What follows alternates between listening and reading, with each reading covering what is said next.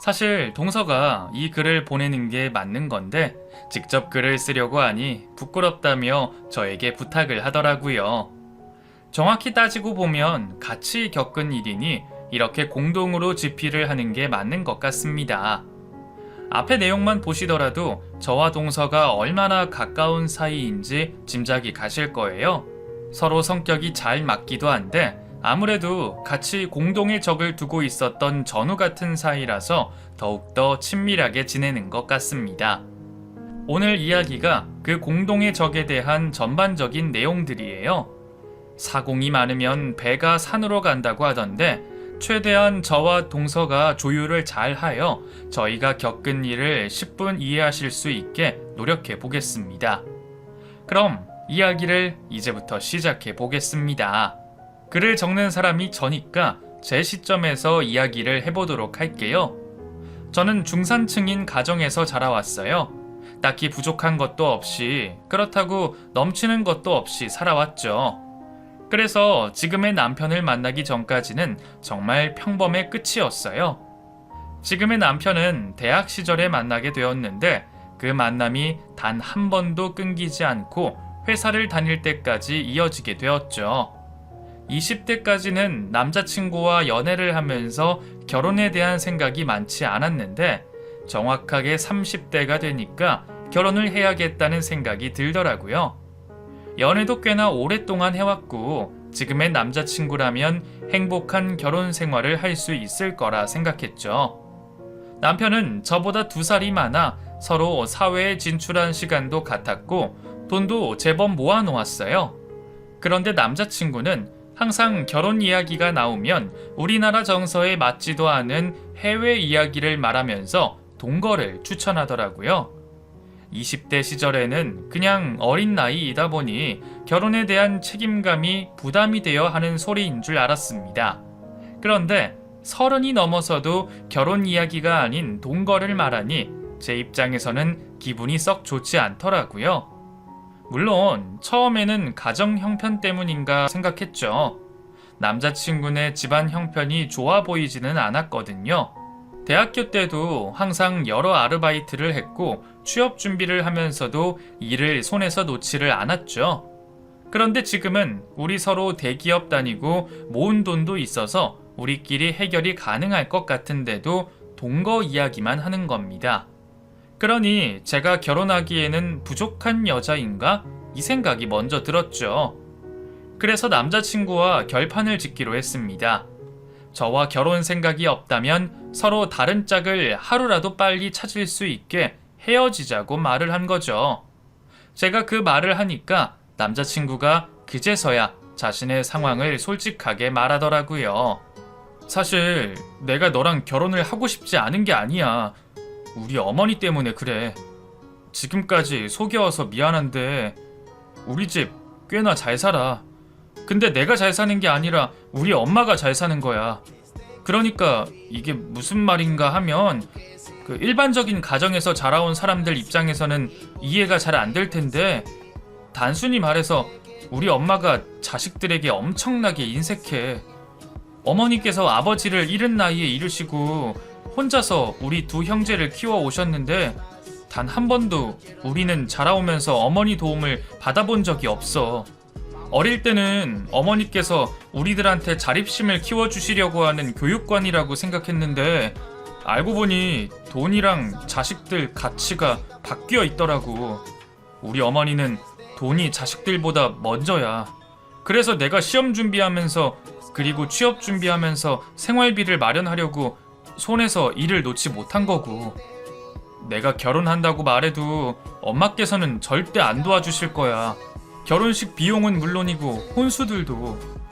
너야 이해해 준다고 해도 너희 부모님이 이런 상황을 이해해 주실까? 그래서 숨겼던 거야. 솔직히 남자친구의 말이 전부 이해가 되지는 않았습니다. 어느 부모가 자식보다 돈이 먼저일까요? 그런데 설령 그렇다고 해도 상관은 없었어요. 애초에 양가 부모님께 도움까지는 바라지도 않았습니다. 요즘 100세 인생이라고 하는데 아직 이른 나이에 부모님께서 자식들 도와주면 즐길 거 먹을 거 다 못 즐기고 사시게 되니까요. 번듯한 직장이 있고 지금까지 적금이다 저금이다 충분히 해놨으니 우리가 알아서 해결하면 되는 거였죠. 평소에 그런 생각을 가지고 살아왔기에 저는 남자친구가 한 말을 가볍게 생각하고 결혼을 밀어붙였습니다. 이렇게 연애만 하면서 살기는 싫었어요. 저도 결혼을 하여 누군가의 아내, 누군가의 엄마가 되고 싶었으니까요. 다른 커플들과는 반대로 제가 남자친구에게 얼른 어머님께 인사를 드리고 결혼을 하자며 설득을 하게 되었죠. 그렇게 어머님과 첫 만남을 가지기로 남자친구와 약속을 하게 되었습니다. 나름대로 결혼에 대한 계획과 준비가 다 되어 있었기에 어머님을 만나는 첫 자리가 자신 있었어요. 그런데 남자친구가 인사를 드리러 가기 전날 저에게 황당한 소리를 하더라고요. 저기 내일 지연이 네가 많이 놀랄 거야. 그래서 미리 말을 해주려고. 엄마가 원룸에서 보자고 하거든. 원룸? 사람들 사는 원룸? 거기서 왜? 그게 내 입으로 말하기 창피한데 어머니께서 네가 우리 집 형편 때문에 접근했을 수도 있다고 생각하셔. 그래서 어머니께서 가지고 있는 원룸 건물 빈방에서 자기가 그곳에 사는 사람처럼 행동할 거라고 해. 네가 돈 보고 접근한 건지 아닌지 테스트를 하려고. 뭐? 지금 장난치는 거지? 나도 이 상황이 장난이었으면 좋겠다. 그러니까 내가 말했잖아. 어머니 만나면 일만 꼬인다고. 어쨌든 너무 놀라지 말고 자연스럽게 넘어가줘. 드라마든 영화든 그 어디에서도 이런 이야기는 들어본 적이 없었습니다. 며느리 될 사람이 인사하러 오는데 이런 난리를 치면서까지 시험에 든다는 건 처음 들어봤어요. 솔직히 그때 조금 망설여지더라고요.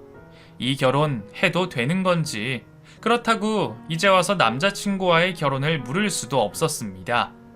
두 눈 질끈 감고 어머님이 하시는 장단에 맞춰드리기로 했죠. 그렇게 도착한 원룸에서 남자친구의 어머님을 처음 뵙게 되었습니다. 옷까지 남루한 행색으로 입으시고는 저를 의심하는 눈빛으로 맞이해 주셨죠. 그래, 우리 용석이랑 대학 때부터 만나왔다고? 네, 어머님. 이제 서로 만나온 지 10년도 다 되어가고 아직까지 서로를 무척이나 사랑하고 있어서 결혼하려고요. 물론 서로의 형편들도 어느 정도 알고 있어서 따로 부모님들의 도움 없이 저희들끼리 해결하려고 합니다. 그래? 근데 너는 시어머니 되는 사람이 이런 학고방 살고 있어도 문제가 없겠니? 나중에 내가 형편이 더 어려워지면 너희 신혼집에 신세를 질 수도 있는데. 상황이 그렇다면 맞춰서 해야죠. 너무 걱정 마세요. 저랑 용석 씨 월급이 적지는 않으니 어머님께서 부족하지 않게 생활비 정도는 보태드릴 수 있을 거예요. 그래? 그건 그렇고 사돈 되실 분들 형편은 어떠시니? 아무리 너희가 잘 번다고 하지만 양가 모두가 힘들게 살면 그건 부담이 되지. 두 분 모두 지금까지도 일하고 계시고 제가 외동이다 보니 저희가 스스로 결혼 준비까지 하면 노후까지 문제가 없으세요. 일찍 자가를 구하셔서 빚도 없으시고 나중에 받을 연금도 있으시고요. 그래? 그러면 뭐 돈 가지고 문제 생길 일은 없겠구나. 그런데 너 용석이에게 다른 이야기는 못 들었니? 네? 무슨 이야기요? 아니다, 됐다. 이렇게 찾아왔는데 내가 집이 이래서 따로 식사도 준비 못했구나. 용석이 네가 근처에 괜찮은 식당 알고 있으면 거기로 가자. 엄마 돈 없는 거 알지? 네가 계산해야 하니까 지갑 까먹지 말고 가져가고. 그 상황이 어이가 없었지만 이렇게 해야만 결혼을 할 수 있다니 어쩔 수가 없었습니다. 그 후에도 어머님께서는 제가 재산을 노리고 결혼하는 건 아닌지 의심을 하셨고 나중에는 저희 부모님 집 등기부 등본까지 떼어서 보여드려야 했어요. 제가 혹시 저희 집 상황을 거짓으로 말했을 수도 있다면서요. 그렇게 은행에서 대출하는 것보다 더 깐깐하게 확인을 한 뒤에 겨우 의심에서 벗어날 수 있었죠. 이후 어머님께 결혼을 허락받게 되면서 처음으로 어머님 댁으로 찾아갈 수 있었습니다. 정말 영화에서나 나오는 집이 있더라고요. 평수만 해도 150평이 된다는 그 집을 보니 그제서야 어머님께서 가지신 재산을 가늠해 볼 수 있었습니다. 이 정도로 잘 산다면 마음이 자연스럽게 넉넉해질 것 같은데 어떻게 저 정도의 마음을 가지고 계신지 이해가 더 안 가더라고요. 거기다 자신의 형편을 사실대로 말씀하시면서 저에게 거짓으로 한 행동들을 조금은 부끄러워하실 줄 알았는데 얼굴색 하나 변하시지 않으면서 뻔뻔하게 재력에 대해 말씀을 하시더라고요. 그때 어머님께서 보통 사람은 아니다 싶었습니다. 이후 결혼 준비를 하면서 정말 단 1원도 어머님께는 경제적인 지원을 받지 못했습니다. 결혼 준비 진행 상황에 대해서 설명을 하러 집에 갔을 때도 빈손으로 왔다며 오히려 꾸지람을 들었을 정도였어요. 저는 그 집에서 얻어먹은 게 물밖에 없는데 말이죠. 어쨌든 남자친구와 저는 다른 문제 없이 마음에 드는 전셋집도 구할 수 있었고 결혼식도 무사히 마칠 수 있었습니다. 한 가지 어머님에 대한 에피소드가 더 있는데 결혼식 비용을 저희가 다 냈는데도 불구하고 남편 쪽으로 들어온 축의금은 어머님께서 전부 다 가져가셨어요. 보통 이럴 때는 자식에게 결혼식 장비 반이라도 주시는 걸로 아는데 말이죠. 딱히 기대도 하지 않았던 거라 크게 놀라지는 않았습니다. 근데 진정한 문제는 그런 것들이 아니었어요. 남편도 시동생도 제가 집안에 들어오고 나서 알게 된 일인데 어머님께서 술만 드셨다 하면 이상한 술주정을 하시더라고요. 제가 들어오기 전까지는 보통 자신이 힘들게 살아온 인생에 대해 한탄을 하셨다고 들었는데 제가 들어오고 나서는 욕까지 하시더라고요. 어머님, 너무 많이 드시는 것 같아요. 그만 드시고 방에 들어가셔서 주무시죠. 제가 모실게요. 이년 봐라. 네가 뭔데 들어가라고 하는 거야? 너 내가 무슨 고생하면서 살아왔는지 알아? 너 같은 년은 절대 모를 거야. 내가 남편 놈 죽고 나서 얼마나 열심히 살았는지 네가 알아? 진짜 허리가 기역자가 될 만큼 남들에게 숙이고 다녔어. 내 별명이 굽신이었다고. 굽신이. 알아 이년아? 너처럼 고생 하나 안 해본 년은 죽었다 깨어나도 모르지. 그래서 하는 말인데 내 재산 너희들이 나중에라도 네가 챙길 수 있을 거라는 생각은 버려. 왜냐면 그 돈은 내가 정말 피땀 흘려서 번 돈이라 내가 다 쓰고 이 세상 떠날 거거든. 만약에 다 못 쓰게 되면 나랑 같이 태워달라고 할 거야. 알겠냐고 이년아? 이렇게 술만 드셨다 하면 이년저년 욕을 해가면서 저를 밤새도록 내내 괴롭히셨습니다. 그나마 다행이었던 건 제가 일을 하고 있어 시댁에 갈 일이 적었고 도움을 받은 게 없어 제가 할 일도 별로 없었어요. 몇 없는 명절을 제외하고는 어머님께 그런 행패를 당하는 일이 몇 번 없었죠. 반대로 말하면 명절이나 얼마 없는 가족 모임에는 꼭 그 행패를 당해야 했습니다. 그러다 시간이 흘러 저에게 동서가 생기게 되었습니다.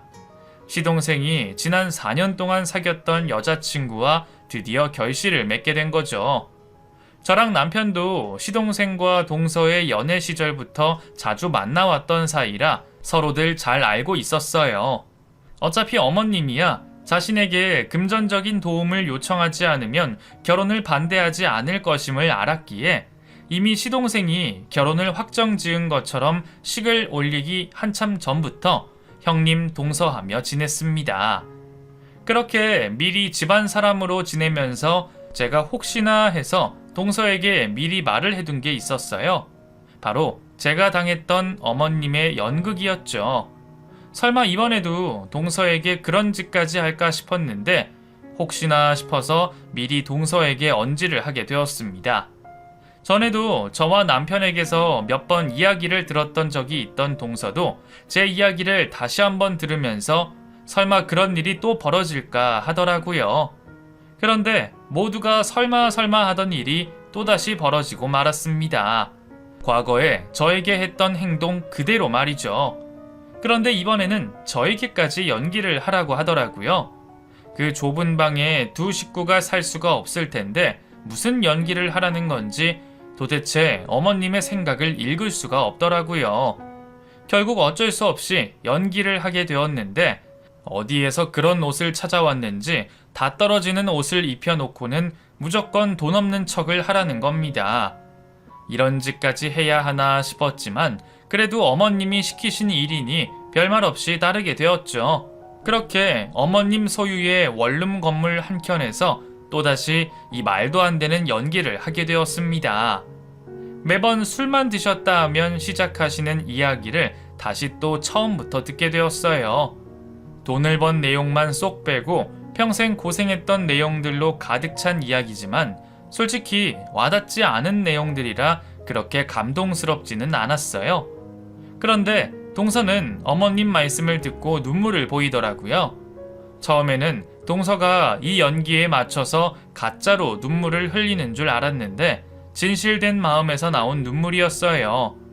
나중에 왜 울었냐고 물어보니까 그렇게까지 하시는 어머님이 불쌍해 보여서 눈물이 나왔다고 하더라고요.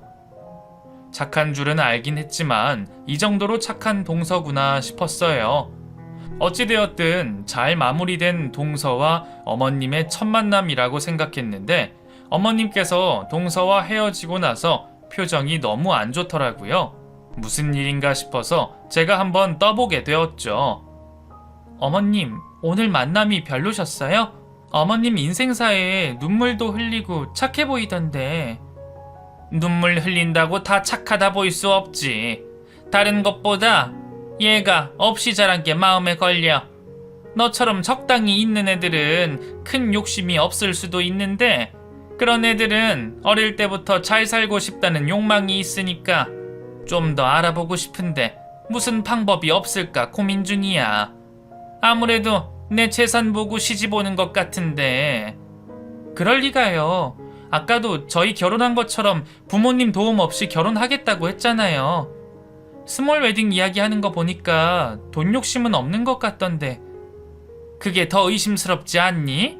여자라면 근사한 곳에서 예쁜 웨딩드레스 입고 한 번뿐일 수도 있는 결혼식을 즐기고 싶을 텐데 이 결혼을 중요하게 생각하지 않는다는 소리일 수도 있어. 제가 내 재산을 얼마나 알고 있는 거야. 도대체 희석이는 왜 그런 걸 말하고 다닌다니? 차마 그 말은 전할 수가 없겠더라고요. 제가 동서를 알고 있어서 그런지는 모르겠지만 엄한 사람을 그렇게까지 의심할 수가 있나 싶었어요. 의심을 살만한 말도 하지 않았는데 말이죠. 사실 시어머니께서 좋아할 만한 이야기만 동서가 했거든요. 저도 몰랐던 이야기였는데 동서가 집안 형편이 어렵다 보니 어릴 때부터 집안에 도움이 되려고 정말 열심히 살아왔더라고요. 일도 정말 다양하게 해보고 남들이 꺼리는 일도 하면서 집안에 도움을 주기 위해 지금까지 여러 일들을 해왔죠. 정말 생활력 하나는 끝내줬습니다. 제가 만약 이런 며느리를 둔다면 아들 걱정은 하지 않을 것만 같았어요. 하지만 어머님의 동서에 대한 의심은 계속되었고 그 뒤로도 몇 번이나 동서의 속마음을 확인하려 했습니다. 당사자가 아닌데도 짜증이 밀려오더라고요. 동서는 정말로 그런 마음이 없어서 없다고 말하는데 거짓말을 한다며 계속 의심하며 물으니 듣는 사람도 짜증이 날 수밖에 없었죠. 분명 화가 나도 이상하지 않은 그 상황에서도 우리 천사 같은 동서는 자신의 마음이 진심이라는 걸 정성스럽게도 말을 하더라고요. 그런 동서를 보니 진짜 제가 성격이 나쁜 건가 싶었습니다. 어떻게 짜증 한 번을 안 내나 싶었어요. 그렇게 동서는 수차례 확인을 거쳐서 어머님께 인정을 받을 수 있었습니다. 그렇다고 해서 며느리로 드리겠다 이거지 동서의 마음에 돈에 대한 욕심이 없다 이건 또 아니었죠. 그랬기 때문에 동서가 우리 집안 한 식구가 되어서도 어머님의 의심이 끝나지 않았습니다. 동서는 혼자 계신 어머님 걱정에 찾아갔는데 어머님께서는 동서가 값이 나가는 물건을 슬쩍 하러 오는 거라고 말을 하더라고요. 저라면 억울해서 발길을 당장 끊을 텐데 동서는 그 모든 행동이 어머님께서 힘들게 사셔서 만들어진 상황이라며 이해를 해주더라고요. 동서, 내가 한마디 해준다니까? 뭐하러 말려? 그런 말 듣고 가만히 있으면 안 된다니까. 어머님 성격에 아니라고 딱 잘라 말하지 않으면 계속 의심을 할 거라고. 결국 제가 가져간 게 없는데 뭐 어때요? 저 의심하시다가 없어진 게 없다는 걸 아시면 그때 자신이 오해한 거라고 느끼시겠죠. 그런 일이 반복되다 보면 어머님께서도 언젠가는 저를 믿어주실 거예요. 그게 언제인 줄 알고 괜한 의심받는 거 억울하지도 않아? 전적이라도 있으면 모를까 의심하시는 이유도 너무 유치하잖아. 저는 한편으로 짠하던데요. 여자 혼자서 아들 둘을 혼자 키우는데 얼마나 고생이 많으셨겠어요. 매사 조심을 하시다 보니 의심하시는 게 성격이 되셨을 거고 여러 울분들이 지금의 성격으로 만들었겠죠. 저는 어머님의 저런 모습 볼 때마다 가슴이 아파요. 그래서 더 잘해드리고 싶고요. 진짜 어머님께서 동서의 마음 반만 알아도 좋았을 텐데 동서가 그렇게 말하니까 내가 뭐라고 할 수가 없네. 그래도 적당히 해. 동서는 스스로 괜찮은 것 같다고 생각해도 알게 모르게 마음에 상처가 될 수 있으니. 고마워요, 형님. 그런데 동서를 걱정할 게 아니었어요.